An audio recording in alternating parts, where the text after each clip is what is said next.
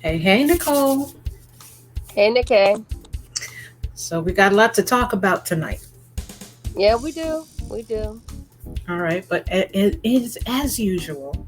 We got to start with Our our sponsors,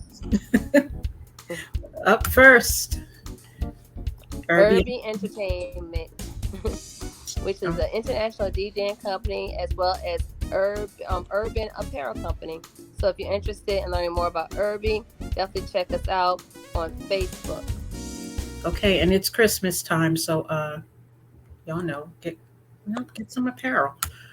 And then we have Sheer Dazzle Salon with Kiki Jones. She is my stylist, and she's also the owner and operator of the salon. She has some awesome ladies that are there that can get you right, whether it's natural hair, permed hair, color, whatever it is that you need. So she is responsible for my tresses this evening.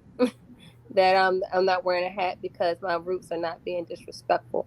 So she is in Chesapeake, Virginia, and she's in the Sam Circle area. So definitely look for her on Instagram, Facebook, and also on Style Seek.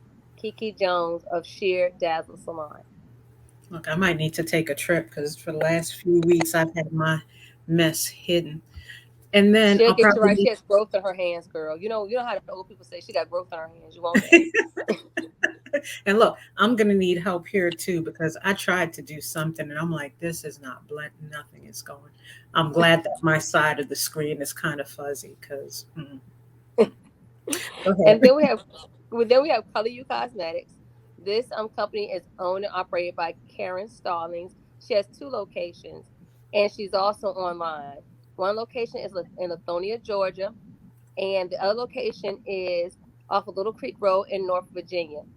So she has that there, and she also has her own school when it comes to being a makeup artist up here in Virginia. So if that's something you're interested in, definitely check me out in reference to that. I'm wearing one of her lip colors today, and this is Babe.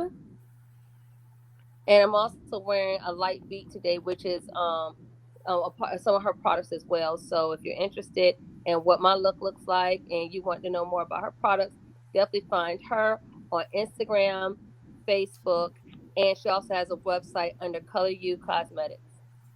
All right. And you have any snackage over there?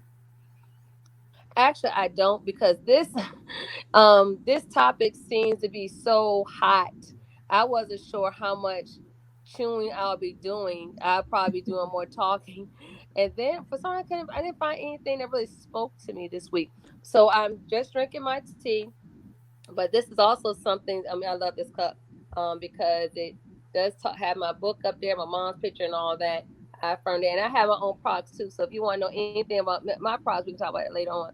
But needless to say, in here is a cinnamon spice tea that's by Harris Teeter. I don't know how many people have Harris Teeters in their area. I'm not sure if you have all have them up there in Delaware. I do know that they go as far as the Northern Virginia, Maryland area, but they're down here definitely in the Hampton Roads area. So Harris Teeter has a wonderful cinnamon spice tea. That's their brand that is phenomenal. And I add a little almond milk, a little brown sugar to make it go pop. So Ooh, that's what I'll okay. be sipping on this evening as we tackle this movie and a very sensitive topic when it comes to colorism. Yes. Passing. Passing. Passing. I'm gonna let you start today. Where is Woo-hoo. your head? What's your overall feeling here? My overall feeling is I feel like it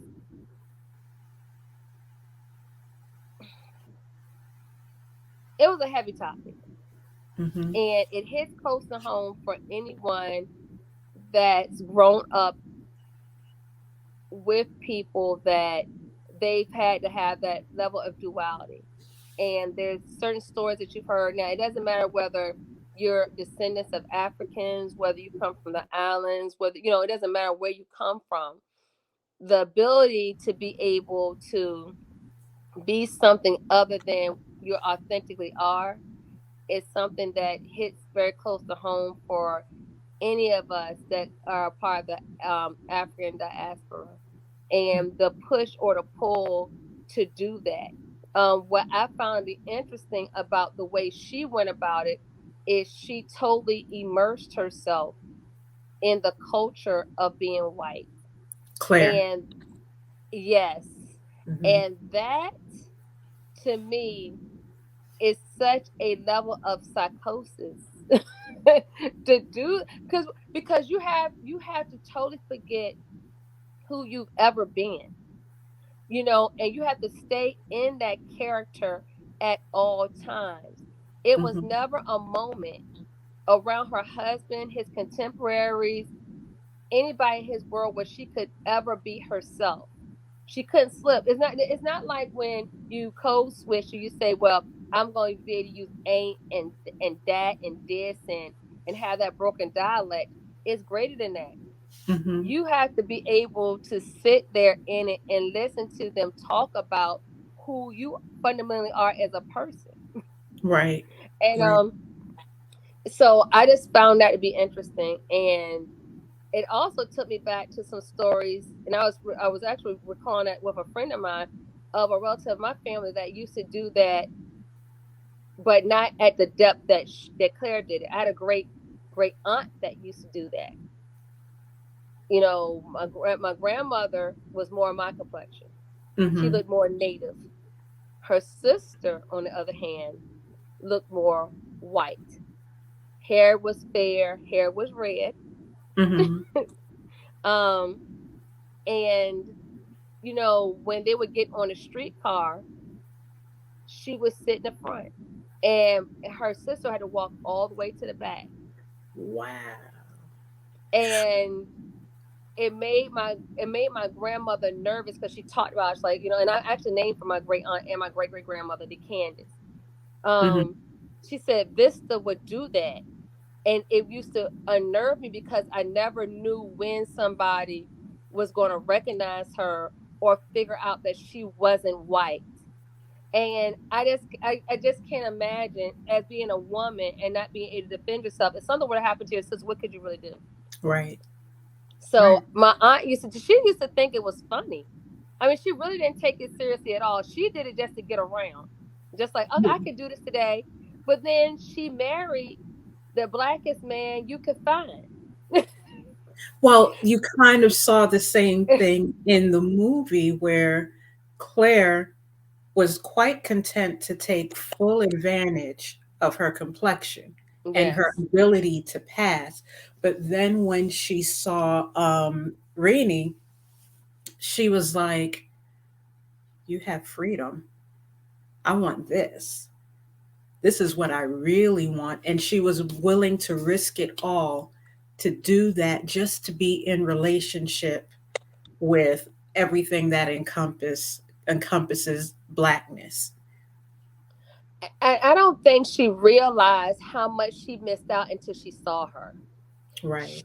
She ran like so many different people that were able to pass. Because I know an even greater story where someone actually did what she did, and people didn't find out that she was white until she died. Hmm. That There's a she wasn't white. celebrity. Excuse me, that she wasn't white until she died. That's when the relatives came out of woodwork for the funeral. Was like, who are they? Yeah. What's her name? Was black. I cannot think of her name.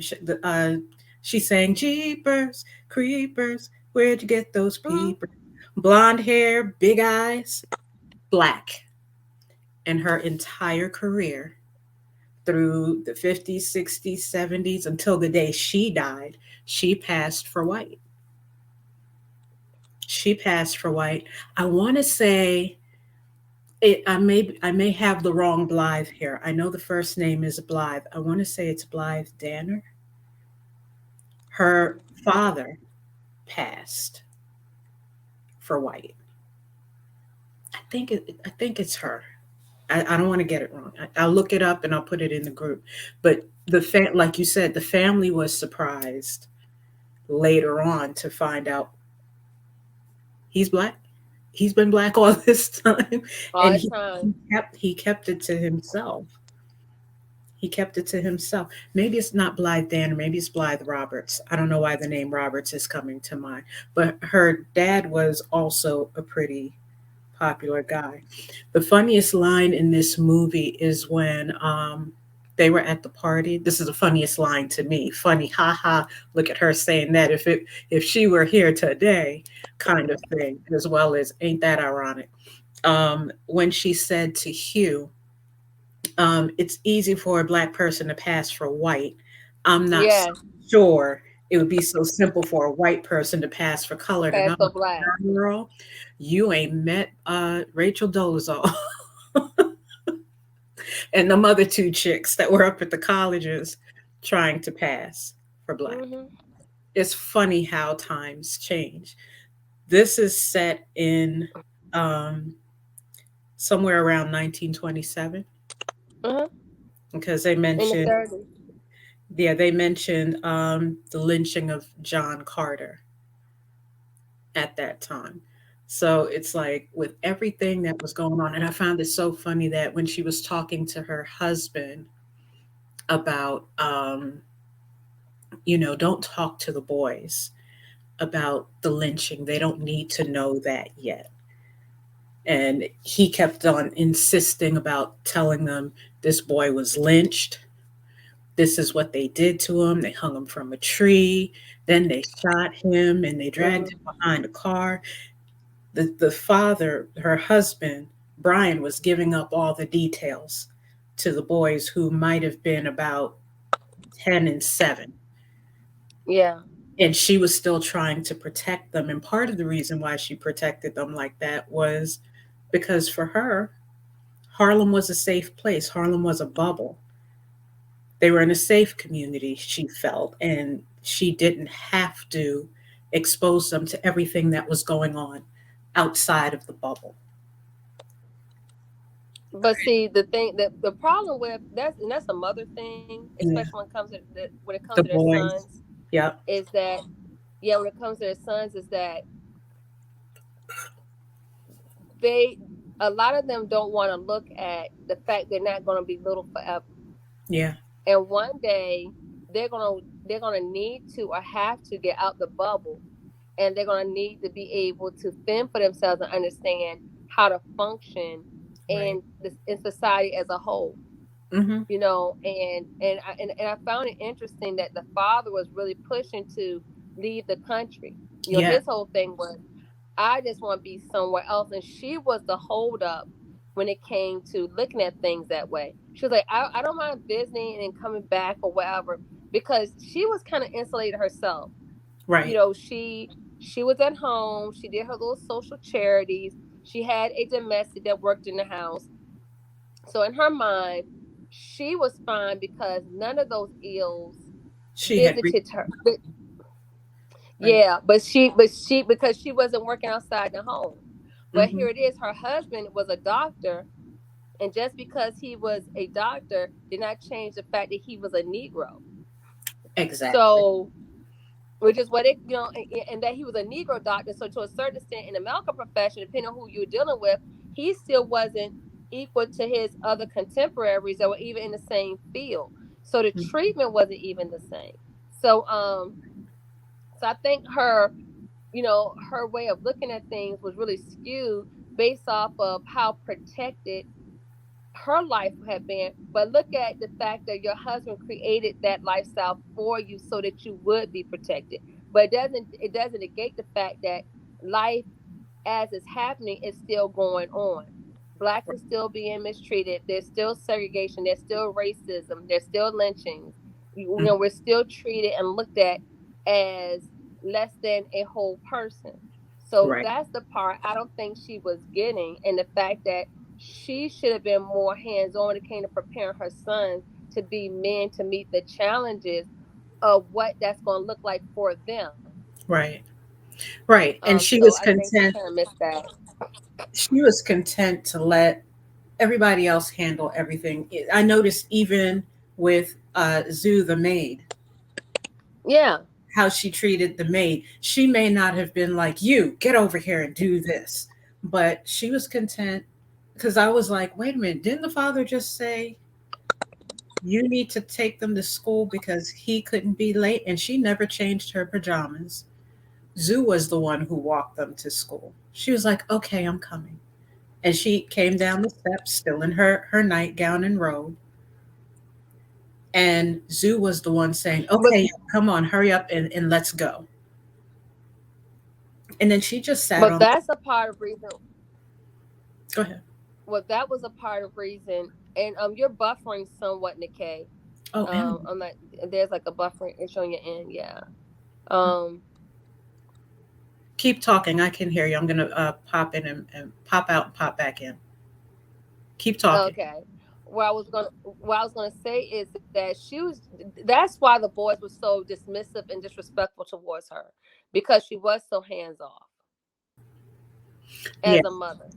yeah, And she didn't understand why they didn't take her seriously, but were perfectly willing to embrace a woman that wasn't living in her full truth. She didn't understand that. Now here it is, I'm your mother. You see me every day. I'm in a whole house. I'm in a household with you. You don't value me at all. Here comes right. this imposter.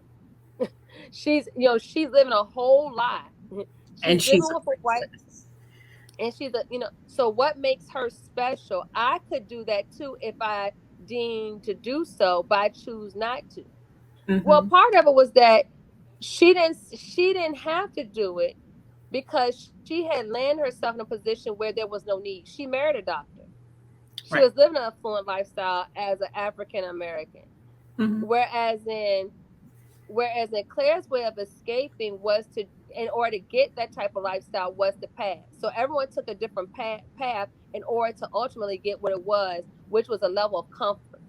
Her Right. level of comfort was to be with a upper middle class African American man and have children. That was her. That was her path.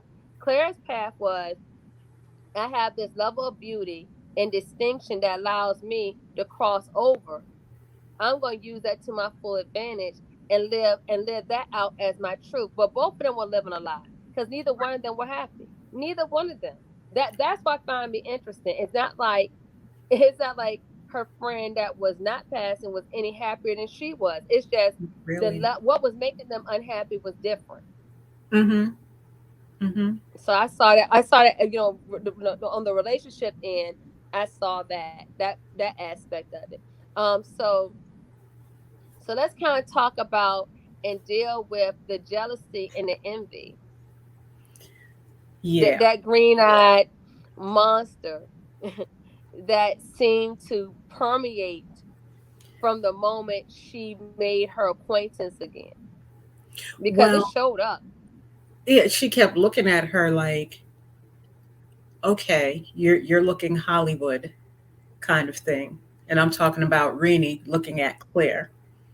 And when she invited her up to her hotel room, she was kind of astounded. She was nervous as a long tailed cat in a room full of rocking chairs because she was like, I'm in a white woman, white man's suite, and I'm the darkest thing in here. And then when the husband walked in, when her husband John walked in and was like, "Hey Nick," she was like, "Okay." After he told the story of why he calls her that, um, all she could do was give up some nervous laughter because it's like, okay, she's all the way in. This man has no idea that No, I'm black and she's black. but also I also noticed how self-conscious she was at all times. It's like Yes. she was never comfortable in her skin. The crazy part was the one person that should have been the most uncomfortable in their skin, which was Claire, who was passing, was the least uncomfortable. Mm-hmm. Old girl on the other end, always uncomfortable. From the moment I saw her, I noticed that her hat, now the hat of the All the way time, down.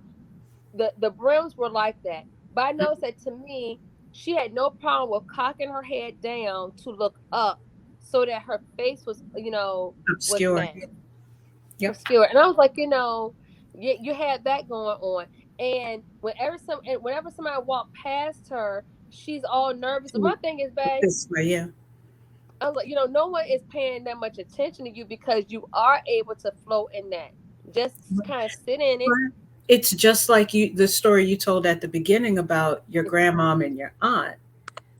You know, she think of her like your grandmom. Okay, she's nervous as heck about getting caught doing something like that because she knows what the consequences are if you get caught as a black person taking white. Somewhere you're not supposed to be. All right, sitting in that tea room was a big one. She probably could not have gotten into that man's cab if he realized that she was black. Well, after she left the toy store, Yeah. because again, Okay, you're still buffering you're still buffering a little bit. okay, hold I'm on. sorry to keep Let me, interrupting. Yeah. no, it's okay. Let me pop out and pop back in. I tell you, technology isn't always your friend. All the You know, time. these platforms are wonderful, but they do have their set of challenges.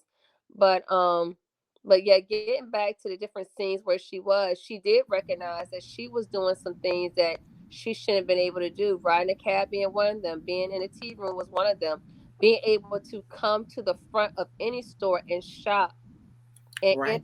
directly interact with the customers as well as the store clerks was a no without having been sent to do so and Right. being recognized as a domestic or some type of help in order to operate at that level. She was fully flowing in that. Mm, And the nickname that Claire was given by her husband, the fact that she allowed it to happen, I and found that to be she disassociated herself so much with the African American Black Negro colored experience. Like, gotta give us all our names. mhm, That I don't think she saw a problem with it until her friends saw a problem with it. So she had totally psyched herself diff- out about it. that somehow that she was different, Mm, but had he known, and she lived such a lonely existence because of it, because she could never fully say, hey, I am black, I'm from here. She had to totally erase her past and put on this new now. And I tell you something else that was interesting too, was the burden of having children, mm, knowing that at any moment that dark child night. that child would be your undoing. Yep. I was like, that's crazy. As if pregnancy alone doesn't have its Isn't own set of special. challenges. Yeah. For nine So, months, you're stressing over how dark your baby's going to be. yeah. Yeah. So to reference what you were saying about the name, um, he called her Nig. It kept ringing to me like, why is this so familiar? And I found it earlier today. I think it's a reference to this poem right here, My Little Nig by Thomas G. Key. Um, I didn't get into reading the entire thing. I kind of took a glance at it. I was satisfied to find out, oh, okay, that's why this is ringing to me because I've heard of this reference before. Am I still buffering? No. Okay. Um, but in case you're interested, take a look at it. Um, it's just an interesting tie-in. But to what you were saying about Claire being so fully immersed in it, I guess if that's what you're going to do, you have no choice but to commit. If you decide, Mhm. I'm going to cross the line and get all the goodness over in that land over there, you have no choice but to say, okay, I'm this, I'm not that. The problem is when she went and saw Claire's life and realized, oh, you mean I didn't have to be destitute? I could have came over here and got myself a nice black man. And you Mhm. notice when she started her flirtation, when she started going to the parties, she would find the darkest black man in the room My great aunt. and attach herself to him. So, just to give you an example of how that's played out in my life, Okay. When I tell people that my family's part Cuban, their first assumption is, oh, you trying to be light skin. Or they'll say things like, oh, that's why your hair is like that. And I'm like, no, we black, but there's black Cubans. And it's like you Yeah, have to yeah. explain. And then on the other side of the line with the Latinx community, they want you to prove it by speaking, by saying certain foods in the proper reference. And they're like, okay, well, what do you call this? And what do you call that? And I'm like, we were raised Jamaican, but don't get it twisted. Jamaica and Cuba have had relationships for years. You can't miss one or the other.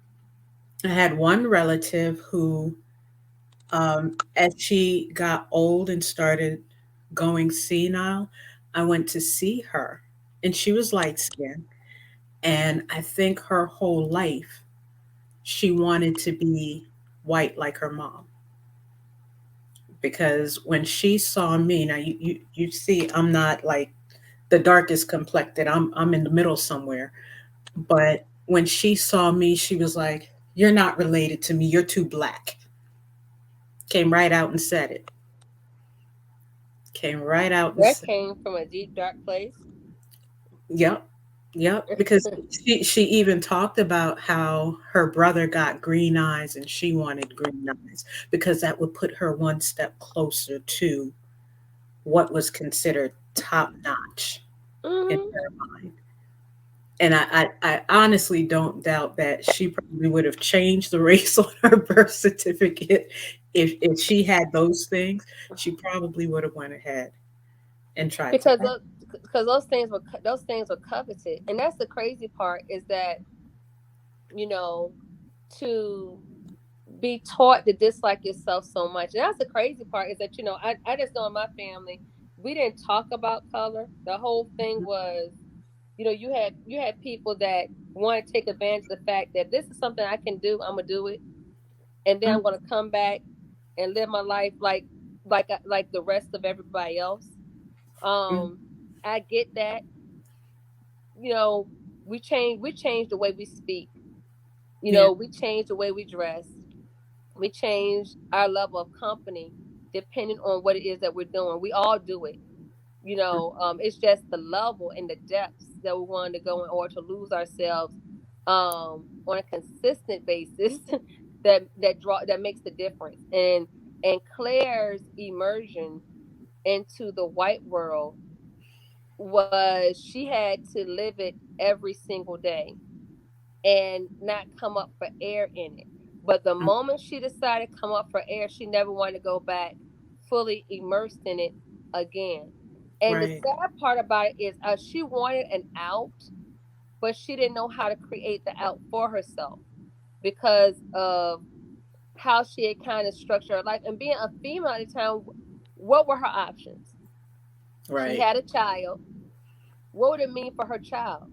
The white world wouldn't accept her. you know, the black world may have, but the baby had a white father.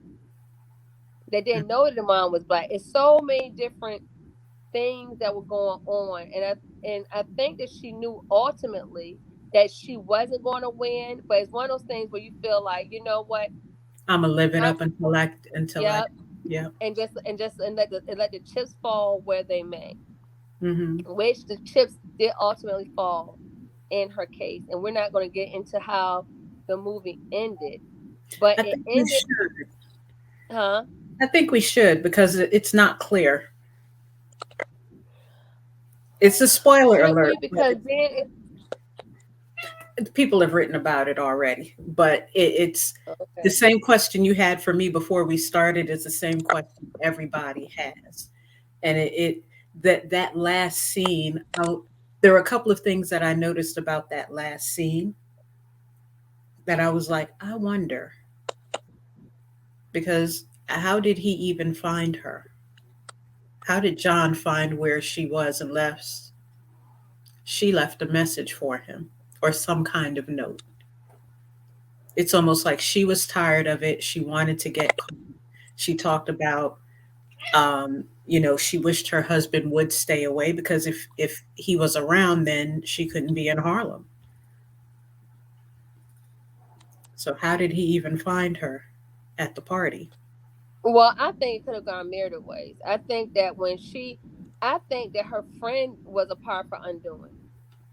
When he saw her on the street and Hmm. she didn't turn herself over as to, because she could have been white with a black female friend. I just didn't understand why It was her she proximity. They were arm in arm walking down the street, and he looked at her, and then he looked at, if you paid attention, his entire expression changed when he saw the black woman standing with her, the darker skinned woman standing with her. And that friend that she was with, she didn't back down from his look. She didn't, sorry, mister, she didn't do no any of because she was fully standing on a street in Harlem. it. She And if stood anything, tall. you She didn't move out of his way. She looked at him. She mm-mm. gave him the black girl look, like, and she gave him that whole look, and you just saw the line of his mouth turn down, and then he turned back to her and he was like, I'm glad to see you. And at that point she was like, if I say or do anything, I'm going to give myself away. Or it was more like he already knows that this isn't good. Nikkei, you're buffering now. Am You're I? buffering again. I'll be right back. Yeah. I think that she still could have played it off. She still could have spoke. I think that not speaking spoke volumes. I think that she would have done better acknowledging him versus not, because now the antenna is going up, Mm-hmm. and like most men, 2 plus 2 is going to equal 159. That's no different than if I'm walking on the street. If I'm walking down the street and I run into a friend of my husband's Mm-hmm. that I've met, and we've had a conversation, and I speak to him, and then he acts like he doesn't see me or acknowledge the fact I even exist, I'm going to start thinking, well, what did I run up on? Mm-hmm. And start looking and start putting pieces together as to, this is a friend of my husband, or in this case, a friend of my wife. Mm-hmm. Let me start doing some research on these people. Because remember, it wasn't hard. Her husband was a doctor. Right. And she and she and And she had mentioned she that. and she mentioned that, and she mentioned her full last name. So find out who her husband is. It's not hard.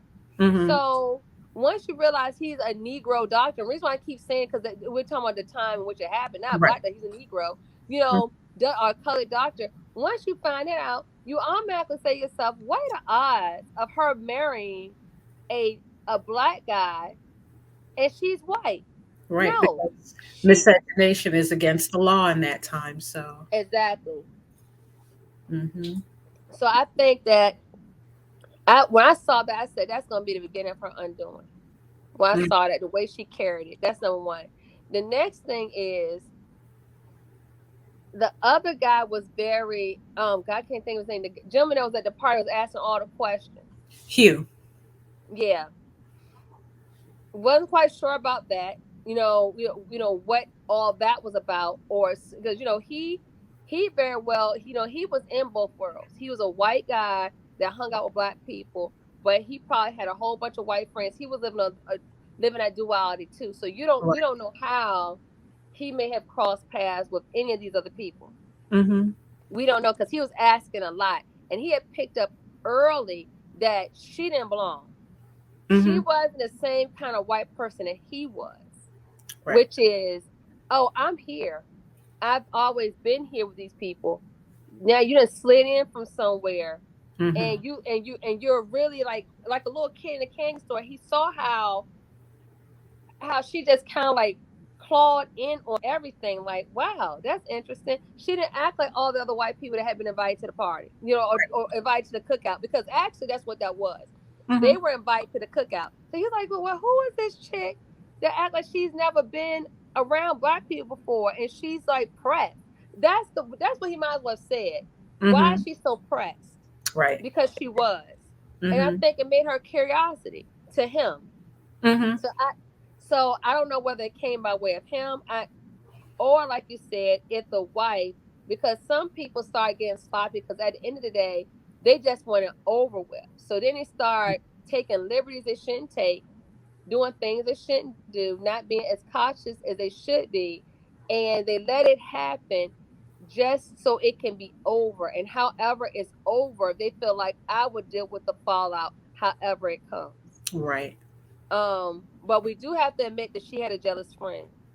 And, you know, Jealous for a couple of reasons. well, she did it to herself, and that's a whole nother story when it comes to why old girl's husband was cracking his eyes at her after pretty much ignoring the fact that after pretty much joking the fact that she was living this this lie of a life. Hmm. He found her intriguing because she was. Hmm. He found her to be a breath of fresh air.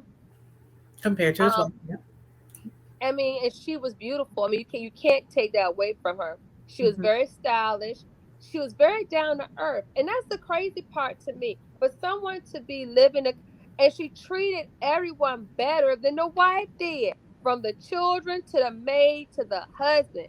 The Down to chick even where came her home. best friend was like, I've been trying to get to her all night. Her best friend did that. But did you think that there was more than a friendship between Claire and Renee that drove that jealousy?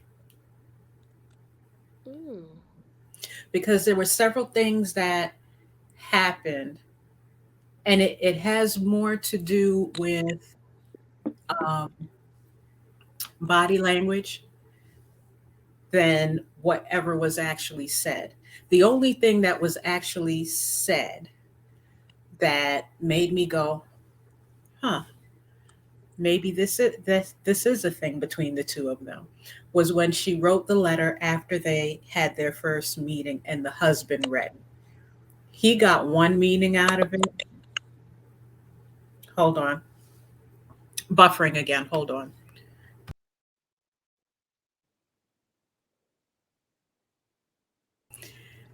Okay, I'm back.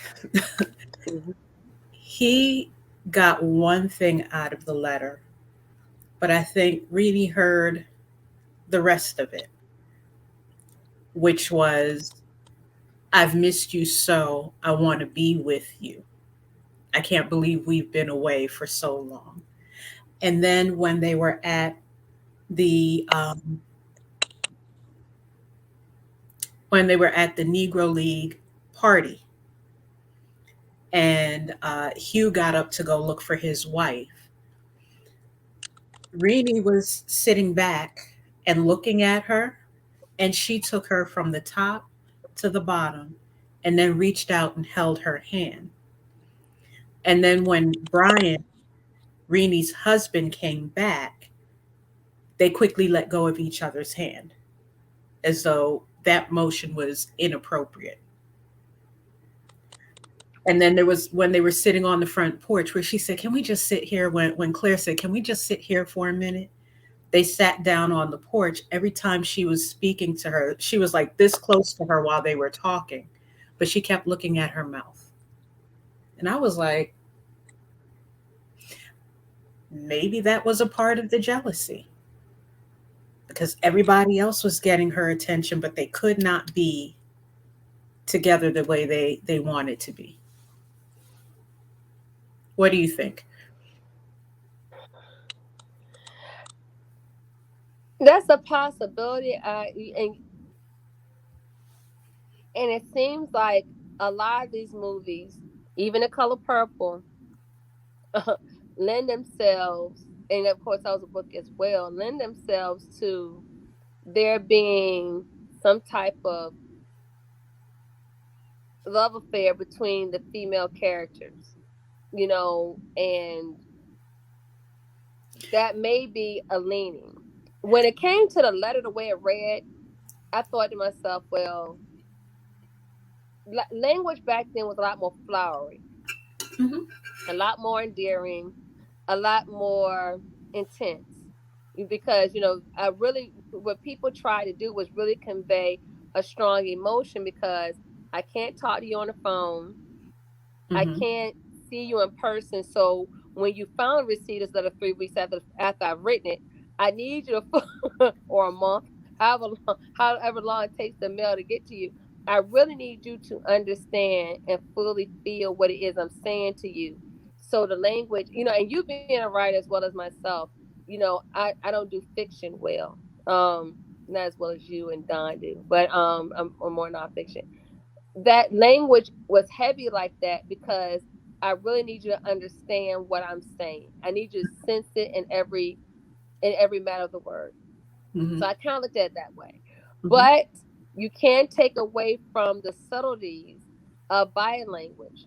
Why Right. would you release her hand when I'm just holding a hand? I've held a hand of my friends Hmm. before, Exactly. and things like that.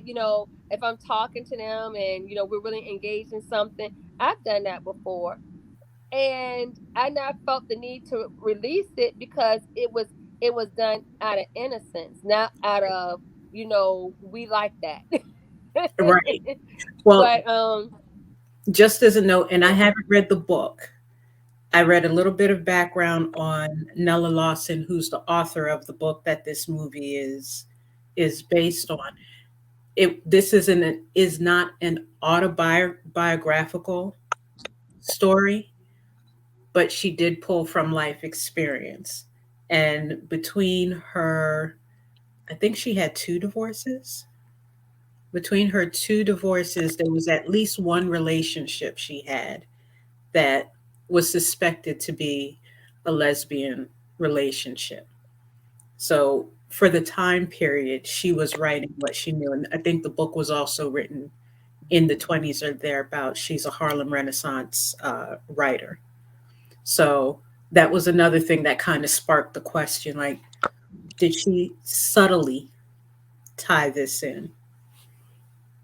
And she may have, and it may not have been that they were ever together, Right.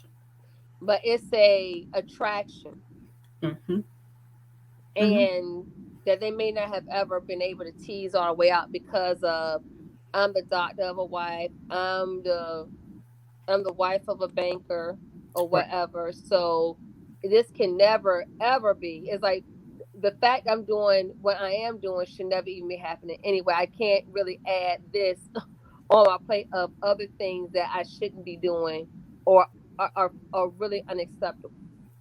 So And she even though homosexuality in Harlem was not new, that it seemed to be more of an open understanding. But I think the confines of you doing that within a marriage was the part that may have been frowned Mhm. upon.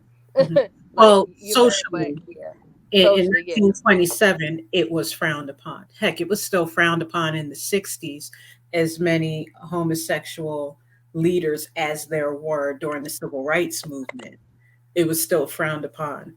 At that time, it was kept hush hush, you know? So, um, go ahead. So what do you think about how it all ended for her? Um, I felt it was tragic. Hmm. Um, it was so unceremonious for her to go out like that. And the crazy part is I wondered how she would be honored after it happened the way that it did. And I know that's kind of crazy, but Hmm. you know, what would happen to her child? I thought about that. Would her husband just continue to live as if she died unfortunately or whatever and cover up for it, or would a child end up in some type of foster situation? I mean, in my mind, I'm already on a sequel I'm trying to figure out what is it going to mean for her kid because she left a child behind that had no idea of who her mother was, Right. and what kind of treatment could that child ever hope to have, considering that she was born under false pretenses Hmm. and with the dad openly saying that he hated and despised Negroes. How does that work when you have a half Negro child looking at you? So Well, and that's kind of the question I had at the end, because he was sitting on the side just looking confused. looking completely confused. Yeah, he did. And I was like, so after all of that, did he realize that he loved her? He actually loved her, regardless of what she was, what he found out she was. Did he love her? And I think that probably would have dictated how he handled his daughter And after. that's why I don't think he's the one that did it. Now you can be remorseful after you do something like kind of like hit you, but I didn't feel like there was remorse on his face as I did something. Oh my God, I didn't. It went too far. I felt like it was selling in on him that this is how it ultimately ended. Hmm. Like that's not what I came here for. You know how you're like, wow, I didn't come here for that. Right. I came here to be angry. I came here to kick in doors. I came in here to let you know that you were a liar. That I found out. Blah blah blah. How could you do this to me? You put me in a bad situation. I'm here to show off, but Hmm. not to the extent of how it ultimately came out for her. And because it is a question mark as to push, fought, fail, or Jump. jumped, how can I live with the guilt of if she did, I pushed her to that potentially. If Hmm. that's what she did it have to really go that way? Um, I it seemed like there were no winners in this, and it's all because it was predicated on a lie, a Well, lie. here's the thing that I immediately thought of after that scene. Um, when they were going up the steps, and Renee said to her, "What would you do if your husband found out?" Which is part of the reason I started questioning, okay, who told him where he was going to be? Hmm. That was one. And her answer was, "I'll just stay here in Harlem with you." So when that happened, I was like, she kept her word. She ain't leaving Harlem now. No, She's not no. leaving Harlem now. And it's almost like she knew. It's almost like she knew this was coming and she was prepared for it. So was it a jump to get away from the worst possible Outcome. scenario, which would have been he could have brought her up on charges. And then what happens to a woman going through the law for misogynation? Well, one thing I didn't feel like, yeah, I know this is a leap. I didn't feel like he would do that to her because the out her would be to out himself. That I was ignorant enough to marry a chick and not know her background.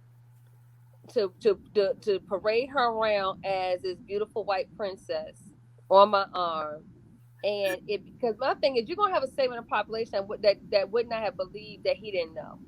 Mhm. That's the problem. You don't have sympathizers like, oh, they can be cunning, they can be sneaky, all the stuff that's said about us that's been said for years. Mhm. And she tricked him with her wiles and look at her, she was exotic. You had She a put group of roots on people. him.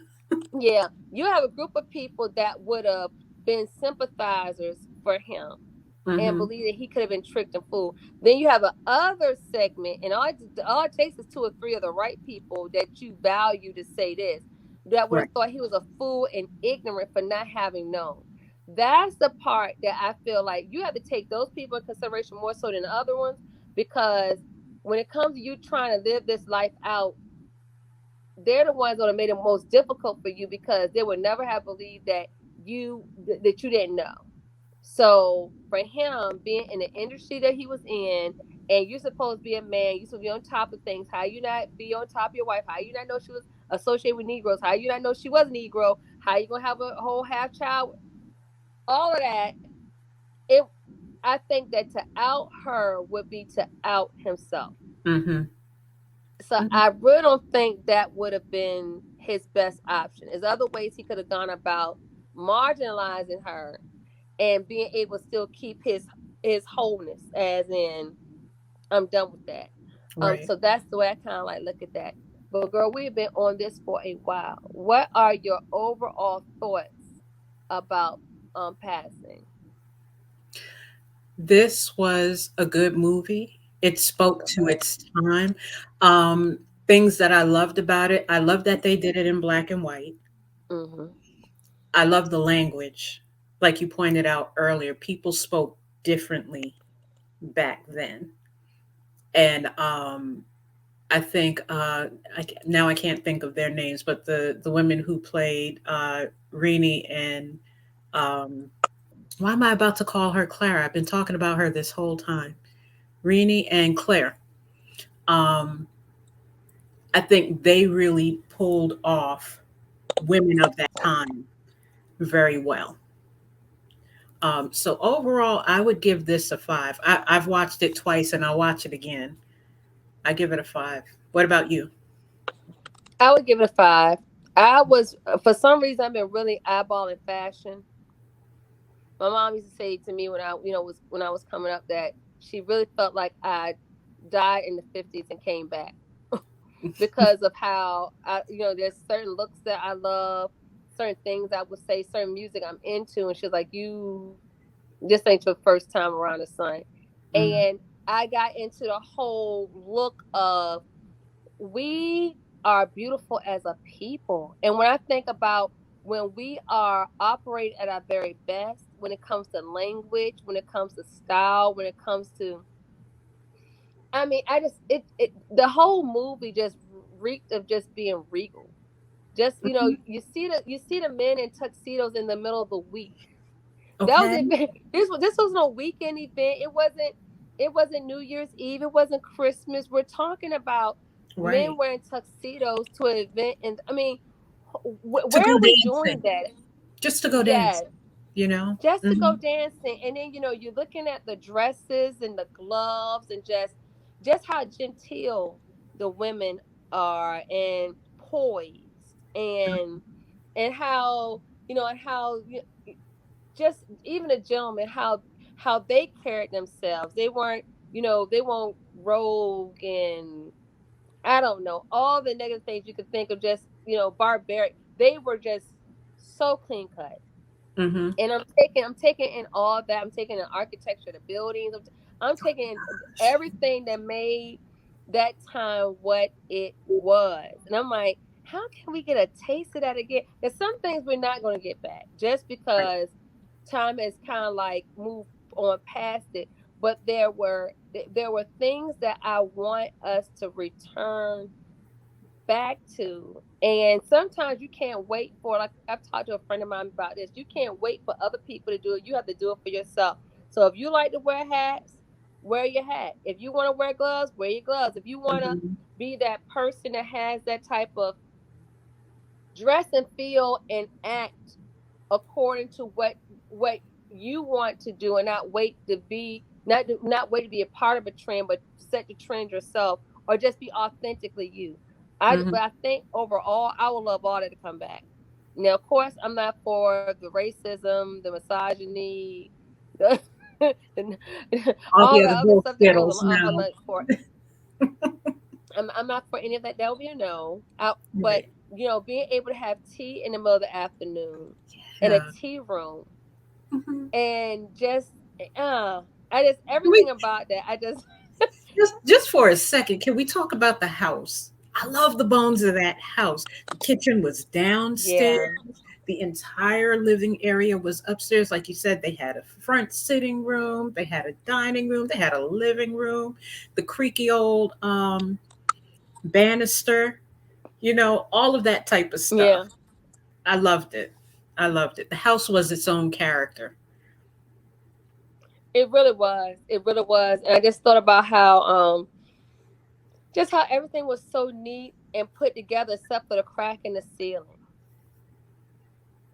And that And crack it's got something about bigger. that crack because it seemed like, yeah, and how when her husband was looking up at it, and when she looked up at it, it's like I wonder what that signifies. We have to probably talk about it more in a group, but I'm with it as being a 5. I think that you all need to watch it if you haven't watched it yet. Kind of think of some of the stories that you've heard of people living that duality of not being ashamed of who you are, but just feeling like for a moment I need to do this and be this just so I can have some I guess relief when it comes to just living a different type of lifestyle for a moment, and then I'm willing to return back to who it is I am. Is that even okay? Because some people are like, that's not keeping it real. But to me, it's easy for us to say what's keeping it real, what's not keeping it real when we've been afforded so many opportunities to Right. be who we are. Right.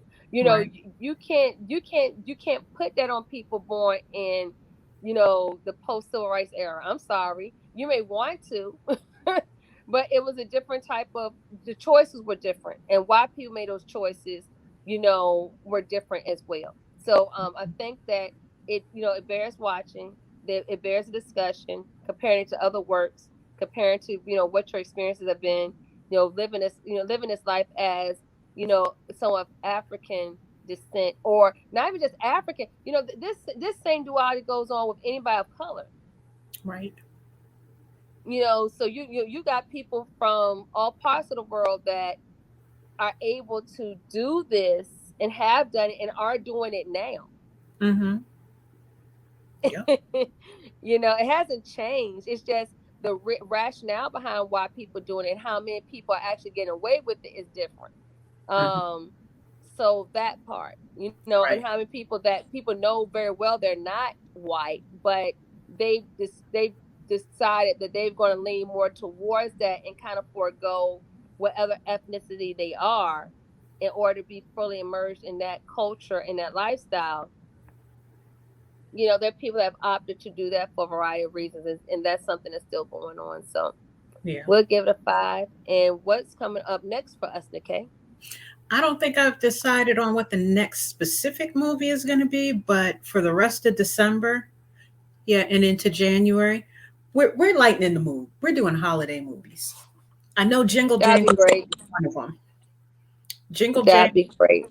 yeah, yeah. But, And go ahead. and we're also looking at doing the holidays, or we may end up doing some repeats, just because that potentially may happen for us, because the holidays are what they are. People want to be immersed in, preparing for loved ones to come in and celebrating with them or whatever. So if you see some stuff you've seen before, don't mind us. We'll be back kicking definitely in January, but we are going to try to feature some things leading up to the holiday season. But you definitely need to follow us on our other platforms. And Kate, take it away. All right. So you will find me at nikkeiwrites.wordpress.com. I haven't posted anything there recently, but I like a back blogger. Just go on digging the stacks and pick something you like on the page. And you can find Don at donmiskel.com. He's working on his next novel. Fiddlesticks is going to be a character. We're not going to tell you who Fiddlesticks is. You're going to have to read the next book to find out. I But know. I can't wait to meet Fiddlesticks, because that was birthed out of a conversation we had just the other day. okay, that's how writing happens, folks. That's how writing happens. So check out Don Miskel at donmiskel.com. And then this chick over here, you can find her right there, NicoleDeCandice.com. Yes. Like she said, she has her own merch. So check her out. Look, get started for the new year. Get your life right. Okay. Check her out. Yes. What's the name of your book again?